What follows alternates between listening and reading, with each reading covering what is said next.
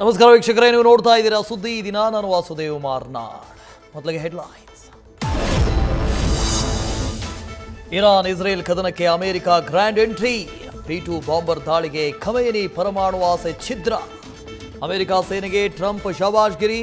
ಜಟ್ಟಿ ಜಾರಿ ಬಿದ್ರೂ ಮೀಸೆ ಮಣ್ಣಾಗಿಲ್ಲ ಎಂದ ಇರಾನ್. ಅಮೆರಿಕದ B-2 ಬಾಂಬರ್ ದಾಳಿಗೆ ಇರಾನ್ ಕೆರಳಿ ಕೆಂಡ. ಇಸ್ರೇಲ್ ಮೇಲೆ ಮಿಸೈಲ್ ಮಳೆ ಸುರಿಸಿದ ಖಮೇನಿ ಪಡೆ. ಮಧ್ಯಪ್ರಾಚ್ಯದ ಯುದ್ಧ ಮೂರನೇ ಮಹಾಯುದ್ಧಕ್ಕೆ ನಾಂದೀನಾ ಎಂಬ ಭೀತಿ.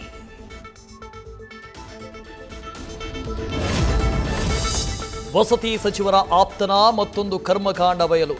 ನಿಯಮ ಗಾಳಿಗೆ ತೂರಿ ಸರ್ಫರಾಜ್ ಖಾನ್ ತಾರಕ ಡ್ಯಾಂನ ಹಿನ್ನೀರಿನಲ್ಲಿ ರೆಸಾರ್ಟ್ ನಿರ್ಮಾಣ. ಕಾಂಗ್ರೆಸ್ ಸರ್ಕಾರಕ್ಕೆ ಮನೆ ಕೊಟ್ಟವನಿಗೆ ಮನೆ ಆಡಿಯೋ ತಲೆಬಿಸಿ.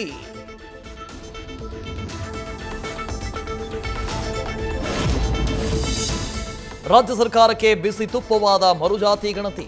ಸಾಮಾಜಿಕ ನ್ಯಾಯದ ಹೆಸರಿನಲ್ಲಿ ಬಿಜೆಪಿಯಿಂದ ದುಂಡು ಮೇಜಿನ ಸಭೆ. ಸಿದ್ದರಾಮಯ್ಯ ನಿರ್ಧಾರಕ್ಕೆ ಹಿಂದುಳಿದ ಸಮುದಾಯಗಳ ಅಪಸ್ವರ.